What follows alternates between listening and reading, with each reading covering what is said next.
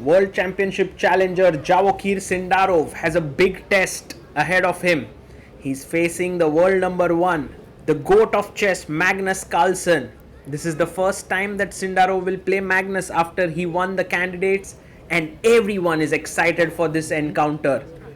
And there you have Magnus coming in, a handshake, and we are ready. It's 15 minutes plus 10 seconds increment. It's Team WR Chess against Uzbekistan at the World Rapid Team Championships 2026. Magnus has the white pieces, 15 minutes plus 10 seconds increment. For years, Nodirbek Abdusattorov was the default number 1 player of Uzbekistan on board number 1, but now after Sindarov won the candidates, he is rightfully sitting on that board. The players are ready, they are completely focused, the focus mode is on, and this, dear friends, is the Neuro game of the day. The best game that you will see. D4 played here by Magnus and D5 by Sindarov. C4, E6.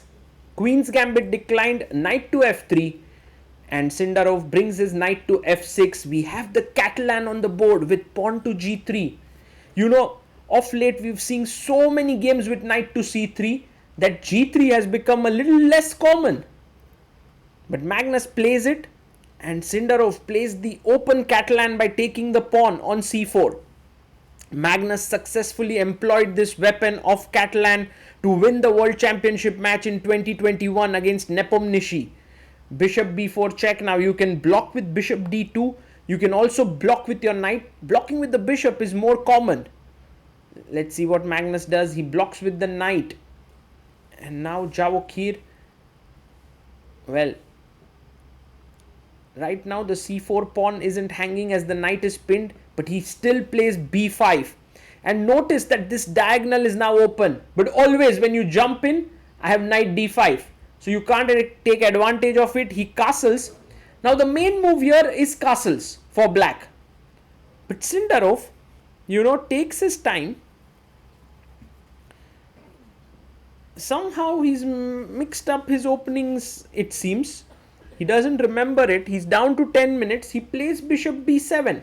And this gives Magnus a tactical opportunity, which is to chop the pawn on c4, which he does. Pawn takes c4 and queen a4 check. And believe it or not, Nodirbek has played this line with white pieces. On the joining board he's sitting. He goes knight e5. But Nodirbek had played queen to b5 in this position. Knight e5, knight comes to d5. Very interesting. And now it's time for Magnus to think, because there's so many variations. And guys, just look at this. This is the playing hall, and so many people have gathered around the board of Magnus and Sindarov. The pressure is truly very, very high. Okay, coming back to the game. If you take knight c6, I have queen d7 here.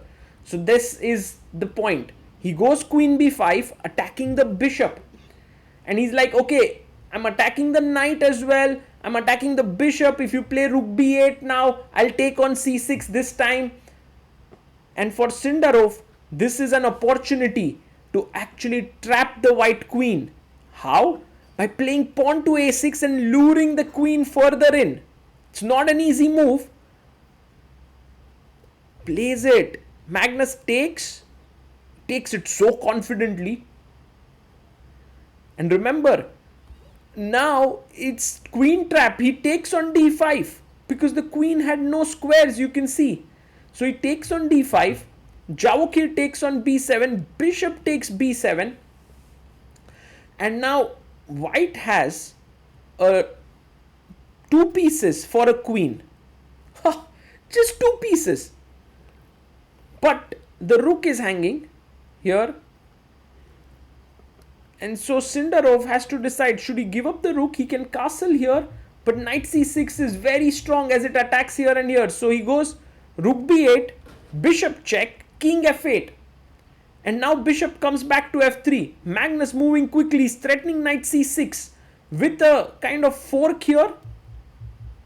And you can get rid of that fork. You can play rook b5.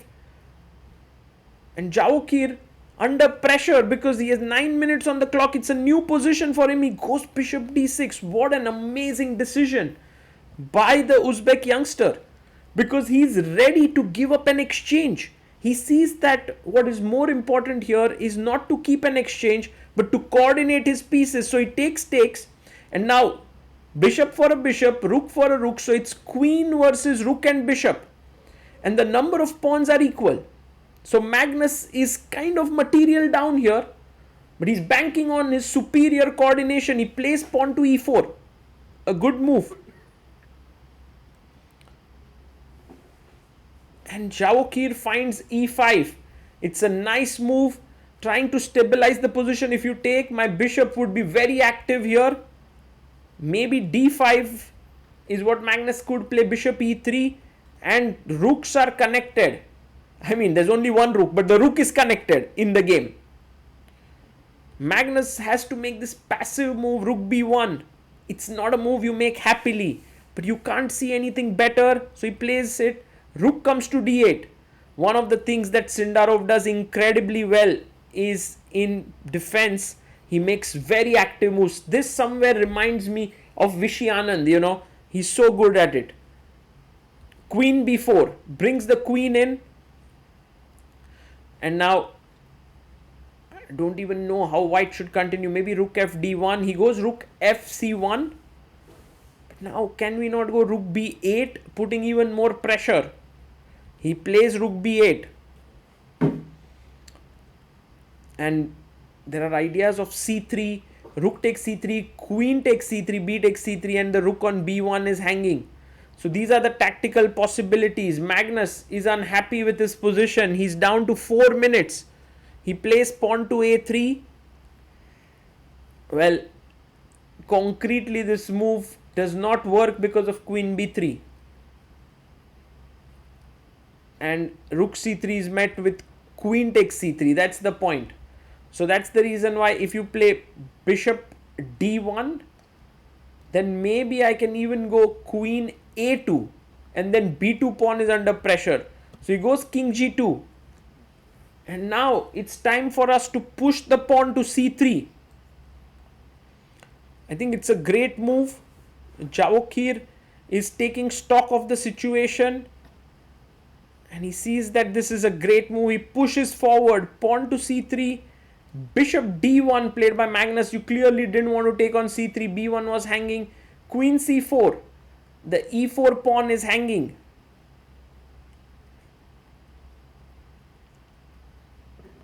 And now pawn to b4 played. Magnus could not save everything. He gives up the e4 pawn, king g1. I mean, bishop f3 was possible, but queen d3 there is better for black. So king g1, and now a5, hacking away at the queenside structure. Bishop comes to c2. Magnus down to 41 seconds. Queen takes d5. The bishop comes in. And queen goes back to a8. He takes the pawn on c3, but now after takes, you have the b4 pawn hanging. And he takes on b4. Rook comes to c1. Somehow this structure with the bishop and the pawn is so solid that Javokhir now has a queen and 2 pawns for a bishop and rook. So it's almost like as if you are a piece down. Magnus brings his bishop back, and g6 played to blunt the diagonal and to push f5, f4. h4 played by Magnus.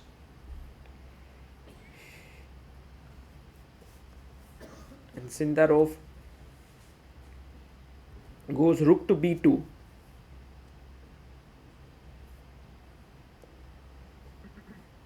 And Magnus brings his rook one step ahead. Rook to c4. It's not at all even clear how to create counterplay. f5. And now bishop comes to d3. Slowly and steadily he's trying to wriggle out. Maybe bg5 check somewhere. Bishop could enter this diagonal. some hope. Rook b3, attacking the d3 bishop. Bishop check. The king can go to f7 now.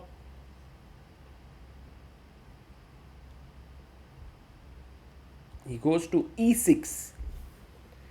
Magnus going for his bishop there. Bishop c2 seems like a natural move to attack the rook. He plays bishop c2. Rook goes back to b2. In such positions, you should have some patience. It doesn't always win on the spot, but in the long run, it is winning. It doesn't matter if you take more time. Just play it accurately. Now, rook c3.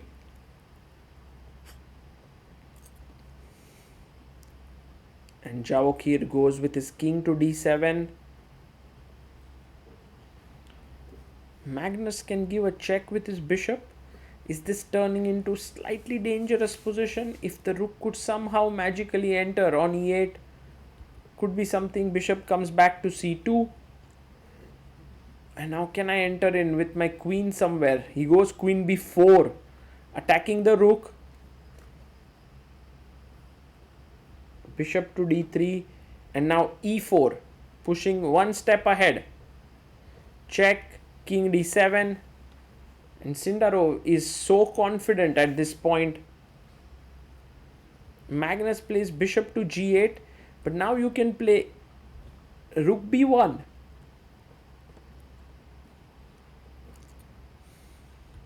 He plays rook b1, king to g2. Notice that if you had taken here, I can take on c3, and after takes, this is a very recurring theme to trap the bishop. So king g2, rook c1, rook c1, rooks are traded, and now queen to b2. The rook isn't attacked, but this pawn is now defended because of queen g7. So rook to d1.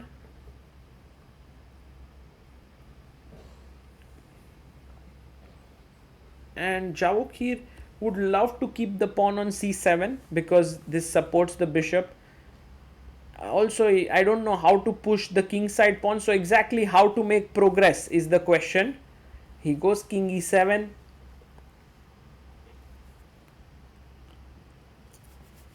Sometimes the answer isn't obvious, you just have to wait. Magnus goes rook to c1. He's fighting hard, but it's not so easy for him. Queen to b2.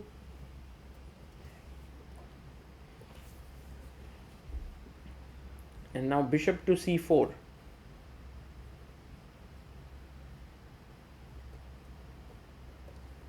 Maybe there's some f4 break in the air. He goes bishop e5. Now rook d1, taking the open file. Queen c2 attacks the bishop and the rook. Rook c1, queen b2. We have a repetition there, but I'm pretty sure Javokhir wants to not even go close to a repetition. Bishop d6 and bishop g5 check. It seems like black is making no real progress, but that's how chess is, For moves you might feel nothing's improving, and then suddenly things start to roll. Queen a3, and the bishop goes to g8, attacking the h7 pawn. Queen to c3 with the same idea that if you take on h7, I'll go queen g7. Magnus tries to block the diagonal with rook d4. And he has 57 seconds. Sindarov down to now 20 seconds. Okay, this is getting intense. Can Magnus stage a comeback? King e7. He takes the pawn. Now you want to bring your queen back here, but the rook is blocking the path. So bishop c5 is a great move. Check. King f7. Another check. Just shouldn't fall for a mating net here. He goes king e6. Well, if you take here, I think there's a check and you will lose the pawns. So maybe Magnus has to come back. And he comes back rook d2. But now queen g7 and the bishop is trapped. Magnus resigns. Javokhir Sindarov scores a massive win over Magnus Carlsen. And what a game this was. Once Magnus messed it up in the opening, Javokhir Sindarov got an advantage and did not let it slip at all. This is very rare, and this just goes to show how good Sindarov is, and perhaps even Magnus is a bit out of shape right now. He needs some rest. I'm not sure what he needs, but perhaps rest can do him some good. The team WR Chess did strike back on board 2 with Wesley So winning and on board 3 with Caruana winning, but on the below 2000 board, Uzbekistan struck back and the score was equal 3-3. And here you can see Javokhir looking at the games. So is Magnus Carlsen. He's also very worried about what his team is up to, because in a team tournament you want to win and you also want the team to win, but the next best thing is that let the team win even if you lose, because after all it's a team event. You can see Magnus, Fabi, Jan Gustafsson, everyone looking at the games, and in the end it was Mukhiddin who played till the end against MVL. It was a draw, and you can see Sindarov also looking at the game of his second, Mukhiddin Madamino, fresh from the success of Oos Chess Cup, very closely. And the score stood at 2.5, 2.5, a handshake there, and Sindarov goes away. I'll leave you with some moments from there, the venue, where you can see Kazimjanov and Gustafsson shaking hands with each other. I'm pretty sure they've played against each other on several occasions. Javokhir Sindarov signed some autographs as well, and I hope you had a good time watching this game. Kudos to Sindarov. He's looking ready as the World Championship challenger and will surely be a great World Championship match.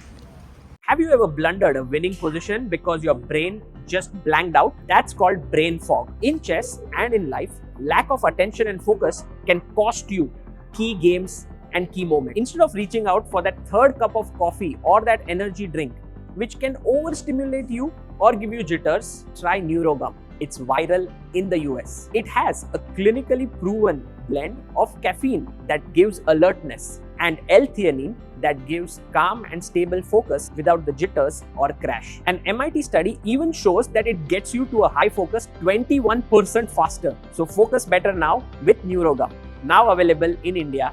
Check the link in the description and in the pinned comment.